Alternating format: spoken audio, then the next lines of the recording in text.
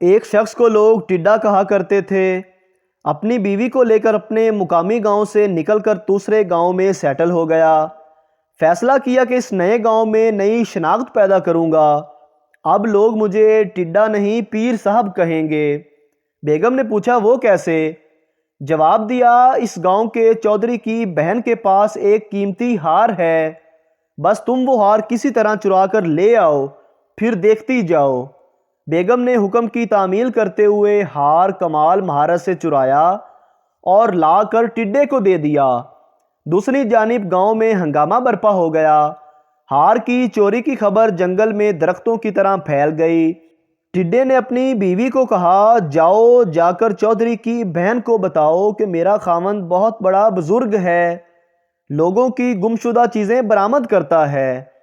اس بات پر چودھری اپنے گھرانے اور گاؤں والوں کو ساتھ لے کر ٹڈے کے ہاں حاضر ہو گیا اور پیر صاحب سے کہا، جی بتائیے ہمارا ہار کہاں ہو سکتا ہے؟ ٹڈے نے راتوں رات ہار چودھری کے گھر کی چھت پر پھینک دیا تھا۔ بتایا، آپ کا ہار کسی نوکرانی نے چرایا تھا، جس نے بعد میں خوف زدہ ہو کر آپ کی چھت پر پھینک دیا، جا کر وہاں سے اٹھا لو۔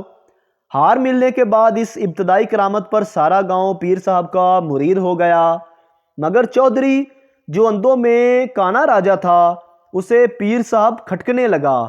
گاؤں والوں کو سمجھایا کہ یہ شخص مجھے فراڈ معلوم ہوتا ہے، مگر گاؤں والے انکار کرتے رہے۔ چودھری نے پیر صاحب کو ایک اور آزمائش میں ڈالا، مگر خوش قسمتی سے وہ اس آزمائش میں بھی کامیاب ہوا۔ لوگوں نے چودھری کو سمجھایا، اب بس کرو، بزرگوں پر شک نہیں کیا جاتا۔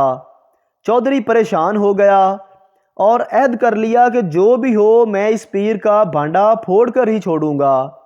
آخر ایک دن چودھری نے اعلان کیا، کل کھلے میدان تمام گاؤں کے لوگ اکٹھے ہو گئے۔ اگر پیر صاحب نے بتا دیا کہ میرے ہاتھ میں کیا ہے تو میں سب کے سامنے اس کے ہاتھ پر بیعت ہو جاؤں گا۔ سب لوگ پیر سمیت میدان میں پہنچ گئے۔ چودھری گھر سے نکلا تو سوچتا رہا ہاتھ میں کیا پکڑا جائے۔ اچانک اس کی نظر ایک ٹڈی پر پڑ گئی۔ اس نے پکڑنے کے لیے ہاتھ بڑھایا تو وہ پھدک گیا، پھر ہاتھ بڑھایا، پھر پھدک گیا، تیسری دفعہ میں پکڑا گیا۔ چودھری مجمع میں پہنچا اور سوال کیا کہ بتاؤ میری مٹھی میں ہے کیا؟ اس سے پہلے کہ پیر صاحب جواب دیتا کہ ناز پان مسالہ، ایک گہری سوچ میں پڑ گیا۔ اسے اپنی شامت نظر آئی۔ 2 بار تو جیسے تیسے بچ گیا تھا، مگر اس بار بچنا ناممکن تھا۔ لہٰذا مایوسی میں آسمان کی طرف چہرہ اٹھایا اور اپنے آپ کو کوستے ہوئے کہا، ہائے رے ٹڈے، پہلی چھلانگ میں تو بچ گیا تھا، دوسری چھلانگ میں بھی بچ گیا تھا، مگر اب تیسری دفعہ تم گرفت میں آ گئے۔ یہ سنتے ہی چودھری ٹڈا المعروف پیر صاحب کے پاؤں سے لپٹ گیا، دھاڑیں مار مار کر معافیاں مانگی، کہا کوئی مانے نہ مانے، میں مانتا ہوں کہ تم پیر و مرشد ہو۔ یہ پڑھ کر خوشی ہوئی تے تھلے کوئی کمنٹ بھی کر جاؤ تاکہ مینوں بھی خوشی ہووے۔ شکریہ۔